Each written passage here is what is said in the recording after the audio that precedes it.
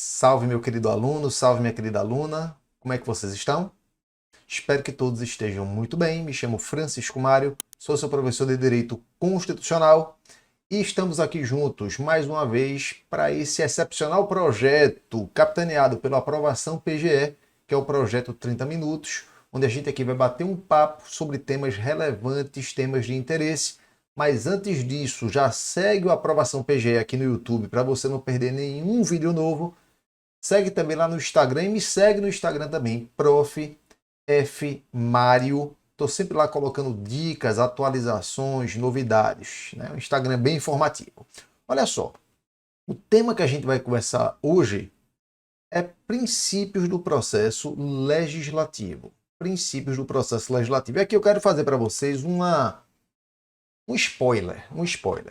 A gente não vai cuidar aqui pontualmente, né, especificamente do processo legislativo fixado na Constituição Federal de 88, que é um tema, inclusive, muito batido e é um tema importante. O objetivo da gente aqui é tratar dos princípios fundamentais do processo legislativo, tratar de uma teoria geral do processo legislativo. É um tema que eu vejo poucos livros abordarem. E confesso que até não acho provável, não é impossível, não acho provável cair numa prova de primeira fase. Mas é um tema que se encaixa como uma luva numa prova de segunda fase ou até numa prova oral. Então a gente vai trazer para vocês aqui informações valiosas que é difícil vocês encontrarem aí nos manuais convencionais, ok? Então vamos tratar aqui dessa teoria geral do processo legislativo e dos princípios do processo legislativo. A gente primeiro tem que compreender, né, a razão de ser de um processo legislativo. Temos que compreender o conceito de ética constitucional, as discussões no âmbito da filosofia do direito sobre as fontes do direito.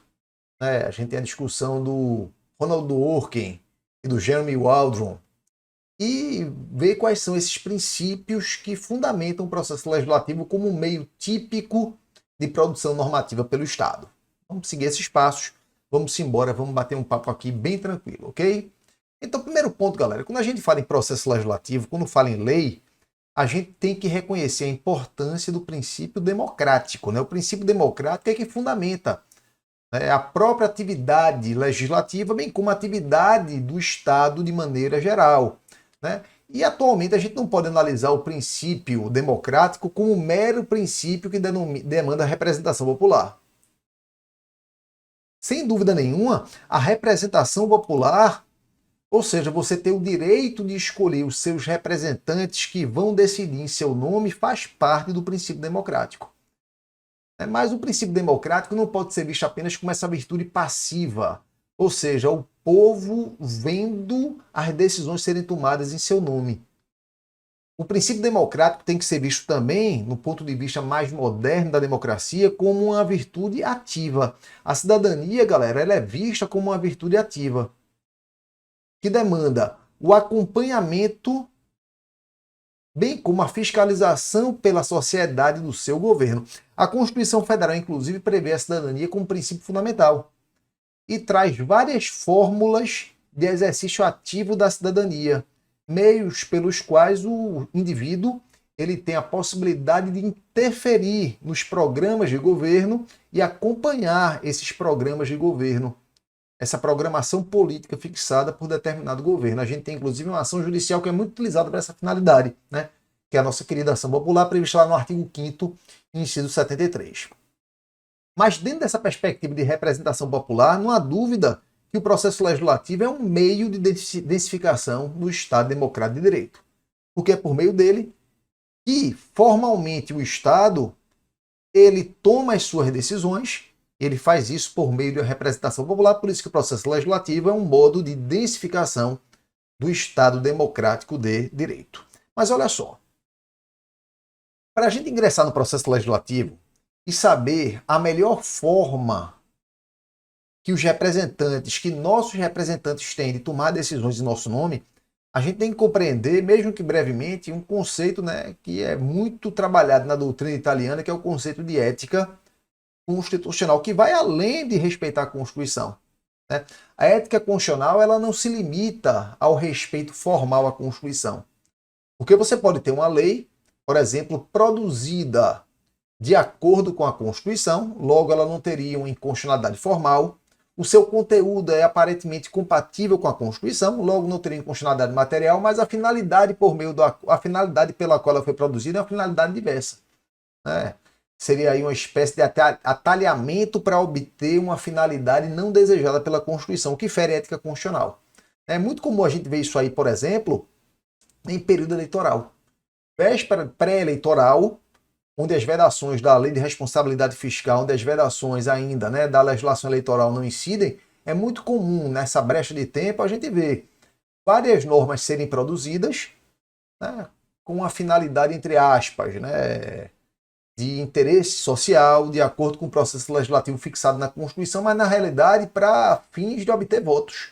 A finalidade ali daquele que representa a vontade popular, ou nesse caso não representa, na realidade não é a finalidade perseguida pela Constituição, é uma finalidade puramente eleitoreira, uma finalidade de conduzir votos e muitas vezes até uma finalidade de, quando se sentir perdedor, de tentar prejudicar o próximo mandato para evitar que seu adversário político consiga fazer um bom mandato, né, esquecendo aí, botando a finalidade eleitoreira, falando eleitoreira de propósito, né, porque não é nem eleitoral típica, é uma finalidade aí que não é a finalidade perseguida na Constituição. Então a ética constitucional ela vai além de verificar o mero conteúdo da norma e seu modo de produção.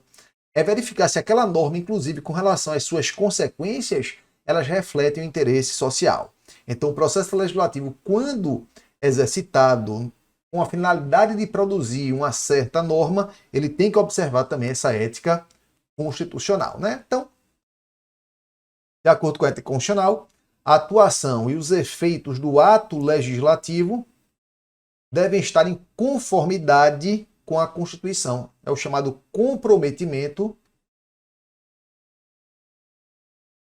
constitucional. Tendo em vista que não adianta ter um arcabouço constitucional e a representação popular se as atitudes dos representantes não se balizam, né, não se balizarem pelos interesses sociais, né? É a chamada ética constitucional, que vai além, né, dessa visão de análise formal e material, muito pelo contrário, muito além, ela vai além, vai analisar até mesmo os efeitos do ato. E com base nisso, fixadas essas ideias, a gente chega na ideia do processo legislativo, né? Aqui é o conceito típico do processo legislativo, que é o conjunto de atos previstos constitucionalmente, conjunto esse de atos que objetiva produzir atos normativos primários. Atos normativos primários. A Constituição prevê, por exemplo, processo legislativo a partir do seu artigo 59, né? Processo de produção de leis ordinárias, leis complementares, leis delegadas, medidas provisórias, etc., né? O processo legislativo ele tem uma importância diferenciada diante de um Estado democrático, porque é por meio dele, galera, que as manifestações formais de vontade do Estado se revelam. Existem várias formas do Estado se manifestar. A principal delas, quando se trata de implementação de políticas públicas que afetam a sociedade, se dá por meio de lei. E a lei é produzida no âmbito do processo legislativo. E ele se legitima, né, tanto pelo conteúdo da norma produzida, conteúdo que eu falo aqui, conteúdo em sentido amplo, esse conteúdo compatível com a ideia de ética constitucional. Não é suficiente apenas que ele tenha uma aparente compatibilidade com a Constituição. Não, você lê aquele dispositivo e fala, opa, isso aqui atende o interesse social. É quando na realidade o objetivo dele é atalhar uma finalidade inconstitucional, né? Então quando a gente fala em legitimação pelo conteúdo, se dá nesse duplo aspecto, no aspecto da constitucionalidade material e do respeito à ética constitucional. E bem como se legitima também pela forma estabelecida. É importante o respeito à forma, né? Porque a forma ela é também um meio de concretizar o princípio democrático, porque você vai dar oportunidade das minorias se manifestarem, você vai dar oportunidade daquilo ser deliberado no parlamento que representa a população, você vai dar oportunidade de aqueles que forem atingidos por aquela política pública implementada por aquela nova norma se manifeste. Então, é por meio do processo legislativo do ponto de vista formal, criando vias procedimentais abertas, você vai permitir que a população interfira, você vai permitir que as minorias se manifestem e você vai permitir que aquele ato normativo ele seja dotado de um maior grau de legitimação, o que vai inclusive garantir que ele tenha uma maior eficácia. Porque você permite, você vai fazer com que o povo se sinta dono também daquele ato. Não é, você vai fazer com que não que aquele ato seja produzido por um terceiro, né? Não foi um terceiro que produziu, não tem nada a ver com aquilo, não. O povo tem que se sentir dono daquilo para que aquilo tenha efetividade. Por isso que o processo legislativo é a forma de densificar e de legitimar o Estado democrático de direito. São ideias importantes que a gente tem que fixar, né? Então, né, o processo legislativo é um modo pelo qual as manifestações formais de vontade do Estado se revestem de legitimidade perante a população. A legitimação do processo legislativo se dá pelo conteúdo da norma. Lembre, né, respeitar também a ética constitucional. Né? O conteúdo da norma produzido pelo respeito à forma constitucionalmente estabelecida e é uma forma de legitimação do Estado democrático de direito. Mas olha só, agora começando a funilar para o tema que interessa para a gente. Na filosofia do direito moderna, quando trata das fontes do direito, a gente tem basicamente duas teorias que tratam, né, desse protagonismo quanto à elaboração de fontes formais do direito. Você tem a ideia do protagonismo judicial e do protagonismo legislativo. A ideia do protagonismo judicial, ou seja, compete ao judiciário principalmente, né, a função precípua aí de produzir normas, né? Então o legislativo pode até produzir, o processo legislativo é importante, mas no final das contas é o judiciário que deve ditar como essa justiça é realizada de acordo, claro, né, com a ordem jurídica, de acordo com princípios estabelecidos moralmente e na legislação. Né? Você tem essa primeira corrente que é capitaneada pelo Ronald Dworkin. Né? O Dworkin, galera, ele vê o direito como integridade. Né?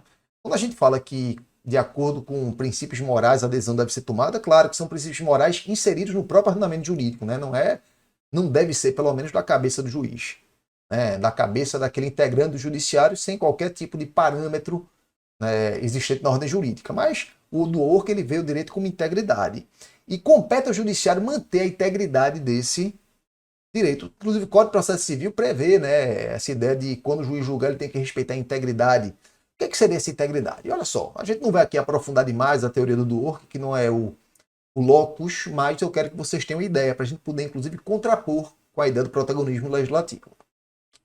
O Dworkin ele vê a ordem jurídica como uma espécie de romance em cadeia, né? Uma romance em cadeia. Como assim um romance em cadeia? A história ela vai sendo construída por meio de cada decisão.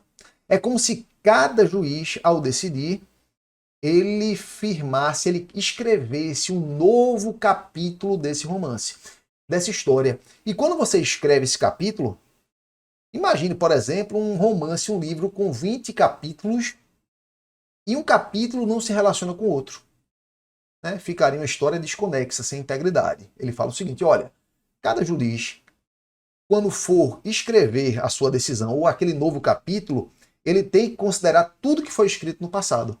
Ele tem que considerar tudo aquilo que aconteceu para manter a integridade dessa história, para manter a integridade desse romance. Então ele tem que observar a jurisprudência, tem que observar a ordem jurídica, aquilo tem que ser coerente, tem que ser íntegro. Né? A ideia de romance em cadeia do Dworkin. Então, parte das principais balizas de que, né, aqui lembra que o Dworkin define o protagonismo judicial. Né? O direito como integridade, a ideia de romance em cadeia, cabendo ao juiz, a cada novo caso, manter a integridade desse romance. Romance, entre aspas, aí, galera, porque, claro, né, não um livro, né, mas só para entender, né, que cada decisão deve observar tudo que já foi decidido anteriormente. E aí você vai ter um papel relevante do juiz. Então essa é a posição do Ronald Dworkin. Em contrapartida, a gente tem o Jeremy Waldron. O Jeremy Waldron. O Waldron, galera, ele não é que ele discorre totalmente do Dworkin, mas a teoria dele se afasta do Dworkin. Ele fala o seguinte, olha, beleza, o juiz, o judiciário é um poder importante. O juiz ele tem um papel fundamental, um papel importante, mas ele não é o único ator fundamental nessa produção normativa. Né? As decisões do legislativo são ou igualmente ou até mais importantes do que a do judiciário, porque o judiciário ele não tem a legitimação popular que o legislativo tem. O judiciário ele não é eleito, ele não é eleito. Enquanto o legislativo, a gente pode afirmar que ele efetivamente representa o povo porque o seu integrante ele é escolhido por eleições, então ele tem lá a representação popular, o judiciário não, né? O judiciário ele não é eleito diretamente. Em razão disso, a legitimação de uma decisão judicial ela não se equipara à decisão de uma decisão política tomada pelo poder legislativo, porque o legislativo representa a própria população quando elabora uma lei. É como se a população estivesse lá elaborando aquela lei, mas ela faz por meio de um representante. Em razão de tudo isso, o judiciário ele tem que ter deferência às decisões tomadas pelo poder legislativo. Como regra, deve prevalecer a interpretação legislativa, salvo em situações raríssimas, né? É o princípio da deferência à decisão legislativa. Declarar inconstitucional uma lei, uma norma, só em último caso. Afastar-se da interpretação dada pelo legislador, só em último caso, porque o judiciário deve ser deferente às escolhas legislativas, porque, de novo, ela representa a população e também pela ideia de capacidade institucional. Normalmente, quando o legislativo decide, né, a gente fala aqui em termos ideais, muitas vezes a gente sabe que não é dessa forma, mas normalmente quando o legislativo decide, ele vai decidir por meio de um processo no qual ele vai ouvir as populações, os integrantes daquelas facções sociais que vão ser atingidas por aquela lei, ele vai ouvir peritos, experts, etc. O procedimento legislativo em si ele tem mais maleabilidade para você permitir que naquilo haja um estudo mais profundo, aquilo haja um estudo mais amplo. Por isso que também, pela ideia de capacidade institucional, a decisão legislativa deve ter deferência, deve ser, como regra, respeitada. Então, olha só, então ele parte das seguintes bases. O juiz não é o único ator fundamental. As decisões do legislador são tão importantes quanto as do juiz. O legislativo tem importância fundamental, pois representa a população e é legitimado pela própria população, a edição de leis. E no caso de conflito interpretativo, deve prevalecer a interpretação legislativa, em razão da legitimidade democrática, e eventual erro do legislador é resolvido por meio de eleições. Também isso aqui é importante, galera. Né? Ele fala o seguinte, olha, se o legislador ele não decide da melhor maneira, não compete ao judiciário substituir a decisão do legislador. Isso é uma questão política, é uma questão que se resolve por meio de eleições. Se a população entende que aquele parlamento ele não está decidindo corretamente, o que é que ela vai fazer? Nas próximas eleições, ela escolhe um parlamento diferente por meio do voto. Então, esse é o meio típico de você solucionar essas questões. Beleza? Então, com base nessas ideias, o Jeremy Waldron, ele formula o que a gente chama de princípios da legislação, que eu vou chamar aqui de princípios do processo legislativo. São princípios que devem ser respeitados quando da elaboração de normas e alguns também quando da sua aplicação. Vamos aqui conversar sobre os principais. Então, princípios fundamentais da atividade legislativa. Princípios fundamentais da atividade legislativa. Primeiro princípio. O princípio da formalidade legislativa. As normas devem seguir o processo legislativo fixado na Constituição, sob pena de inconstitucionalidade formal. Claro, o legislador, quando ele vai decidir elaborar a norma, ele não pode fazer ao alvedrio de qualquer coisa. Ele tem que respeitar o procedimento fixado na Constituição, porque aquele procedimento também vai legitimar a sua decisão. A Constituição fixa regras básicas do processo legislativo, mas claro que ela não exaure o tema, ela não esgota o tema. Você vai ter algumas normas também fixadas regimentalmente. O próprio Legislativo vai fixar. O Congresso Nacional tem seu regimento interno.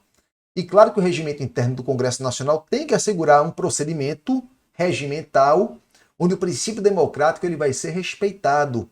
Né? Se houver as minorias, você não pode excluir minorias. Né? As minorias devem ser ouvidas, até porque democracia hoje em dia se parte da ideia de consenso, né? Aquela ideia que democracia é a vontade da maioria esmagando a minoria é uma ideia ultrapassada, galera. As minorias devem ser ouvidas, as minorias devem ser respeitadas, inclusive aqui um adendo bem rápido, utilizando como parâmetro a nossa Constituição. As decisões mais importantes tomadas pelo Legislativo, a Constituição exige a participação das minorias. Bora pegar, por exemplo, talvez o ato normativo mais importante previsto na Constituição dentro do processo legislativo sejam as emendas à Constituição. Se você for pegar o quórum de aprovação de emenda constitucional, é um quórum de 3/5. Uma maioria ocasional no Legislativo não consegue aprovar uma emenda à Constituição. Porque pensa comigo, bora pensar aqui no Senado, temos 81 senadores. A maioria de 81 é 41. Mas 41 senadores não conseguem aprovar uma emenda à Constituição. Porque o quórum é de 3/5, é um quórum qualificado. Ou seja, essa maioria ela vai ter que conversar com as minorias existentes no Senado Federal para que aquilo possa ser aprovado. Vai ter que haver esse diálogo. Então você não pode esmagar uma minoria, muito pelo contrário, elas vão participar do processo legislativo e serão ouvidas. O mesmo vale, claro, para a Câmara dos Deputados. Por isso que essa formalidade legislativa ela é algo importante de ser observado. O próximo princípio, o princípio da representação. O princípio da representação. Todos os segmentos sociais afetados pela lei devem ter a oportunidade de se manifestar no processo de formação da norma. Todos devem sentir-se autores da lei. É aquilo que a gente conversou. Democracia não é apenas uma virtude passiva, a democracia também é uma virtude ativa. O legislativo tem que ser cobrado e tem que ser dada a oportunidade aos segmentos sociais afetados por aquela política pública que eventualmente seja implantada por aquela lei, que aqueles segmentos sejam ouvidos, para que se possa ter uma melhor decisão. Porque muitas vezes o legislador, por mais que ele conheça o mundo, ele não conhece tudo. Ele não sabe os efeitos que aquela lei pode produzir em concreto, então ele tem que tomar conhecimento disso. Isso aí vai permitir que ele faça uma legislação melhor. Então, ouve os segmentos sociais, tem que ouvir experts também. Isso aí vai, inclusive, propiciar aquilo que a gente já conversou anteriormente. Vai dar um acréscimo de legitimação democrática àquele ato produzido e vai tornar aquele ato mais efetivo. A população vai aceitar aquele ato mais tranquilamente, porque ela também vai se sentir dono, vai também se sentir autor daquele ato. Então, esse é o princípio da representação. Tem que ouvir todos os segmentos quanto possíveis para que aquilo seja efetivamente legítimo. O outro princípio que é semelhante, o princípio da deliberação. É o princípio da deliberação, que determina que a lei deve ser produto do processo deliberativo, tanto interna, a deliberação tem que ser tanto interna do próprio Congresso Nacional, quanto externamente. Tem que se ouvir peritos e sociedade, algo parecido ali com o princípio da representação. Essa representação se dá por meio dessa deliberação. O dever de cuidar é um princípio importante também, o duty of take care. Ou seja, o legislador tem que ter cuidado.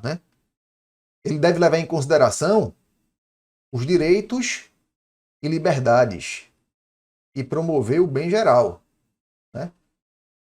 Tem que ser o maior grau possível de satisfação, devendo sacrificar a sociedade o mínimo possível. Essa formulação aqui parece, semelhante ali ao princípio da proporcionalidade. Tem que observar os direitos e liberdades para promover o bem geral, dando à população o maior grau de satisfação possível e sacrificando o mínimo possível. Porque normalmente quando você implementa uma política pública ou você faz uma lei, você vai sacrificar algo. Seja direta, seja indiretamente. Quando você cria um benefício, você sacrifica o orçamento. Então tem que se fazer esse cálculo aí para gerar o maior grau de satisfação possível com o mínimo de sacrifício possível. Você cuida da população, dever de cuidar. Um outro princípio importante, o princípio da equidade política. O legislador deve estabelecer igualdade política e social, isso é algo comum, assim, em tese, bem como promover a justiça. Algo bem abstrato, mas importante. E vamos chegando aqui, galera, aos últimos princípios que devem ser observados. Esse aqui é importantíssimo, o respeito aos desacordos morais razoáveis. Olha só, pessoal. A gente vive numa sociedade muito complexa. Certamente, o seu círculo social, você vai ter pessoas com as mais diferentes ideias possíveis. Você vai ter gente que é a favor do aborto, gente que é contra o aborto. Você tem gente que é a favor da legalização de entorpecentes. Você vai ter gente que é contra essa legalização. Você vai ter pessoas que são a favor da redução da maioridade penal. Você vai ter pessoas que são contra essa redução. Tudo isso aí são desacordos morais razoáveis. Você consegue, né, isso, quando você se retira do seu local, né, porque certamente você tem seu ponto de vista. Você pode ser, por exemplo, a favor da legalização de entorpecentes. Eu, inclusive, sou a favor. Eu acho que deve ser respeitado algumas balizas, deve ser respeitado. Deve ser legalizado, né? Até porque se trata de cuidar, é um problema de saúde pública, não um problema criminal, é meu ponto de vista, mas certamente tem pessoas que pensam diferente e com boas razões também. Quando eu saio da minha posição e tento enxergar pela posição do outrem, eu vou ver que as ideias dela não são ideias desprezíveis, são ideias boas. Isso é um desacordo moral razoável. Numa sociedade complexa, há vários desacordos morais razoáveis. Eu falei para vocês aqui em um minuto vários, falei para vocês pelo menos 3 importantes. E qual é a melhor decisão? Fazer uma coisa ou outra.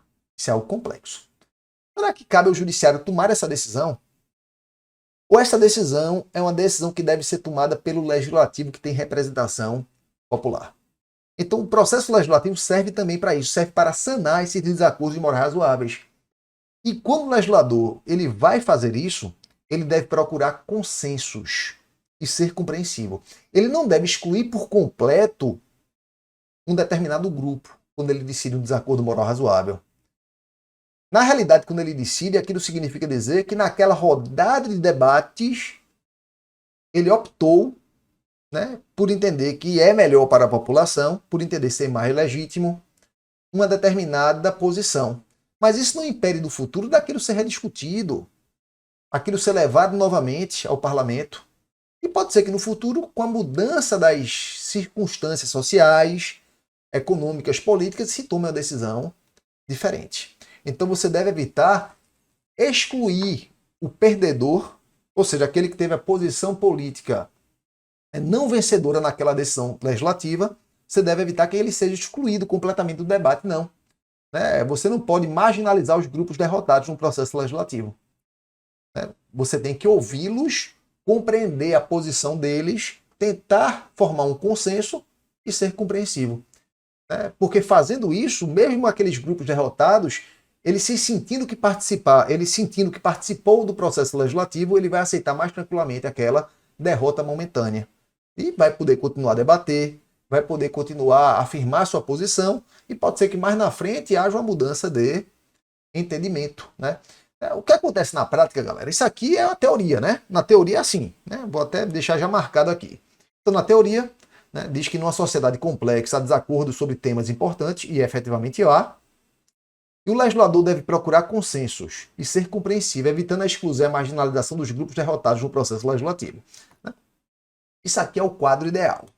Mas o que a gente vê na prática é uma omissão do poder legislativo, pelo menos aqui no Brasil. Acontece em outras situações no mundo também. Uma omissão do poder legislativo em decidir essas questões que significam desacordos morais razoáveis. Por quê? Porque sempre que ele decide isso, ele desagrada parte do eleitorado. Isso pode custar ele votos. Então, muitas vezes, quando se trata dessas matérias, ele permanece omisso. E nisso que ele permanece omisso, o vácuo absoluto não existe aqui, Então alguém vai ocupar aquele lugar, Não existe um vácuo do poder político. Alguém vai ocupar. E quem é que ocupa esse lugar? Termina ocupando o poder judiciário. A gente tem vários exemplos aqui no Brasil, A gente tem, por exemplo, a ADO número 26, que trata da omissão legislativa quanto à criminalização da homofobia. O legislativo não decidiu uma matéria importante, o judiciário teve que decidir. A gente tem a questão do aborto, como o legislativo não decide, a gente tem um Código Penal antigo, mas não decidiu modernamente. Como é que se faz atualmente? Será que se aplica apenas aquele Código Penal antigo? Aí você vê as lacunas normativas sendo substituídas por decisões judiciais. Por quê? Porque o legislativo ele tem um receio de decidir essas questões, porque isso pode custar votos, uma não gostar de parcela do seu eleitorado, que pode custar votos, isso pode custar um determinado processo eleitoral. Então ele troca, né, o processo eleitoral, processo legislativo pelo processo eleitoral e deixa o judiciário decidir. Né? Na prática isso acontece, né? Mas na teoria não deveria ser assim. Na teoria, né, quando você vê uma deferência do legislativo, o legislativo deveria tratar dessas questões importantes. Né?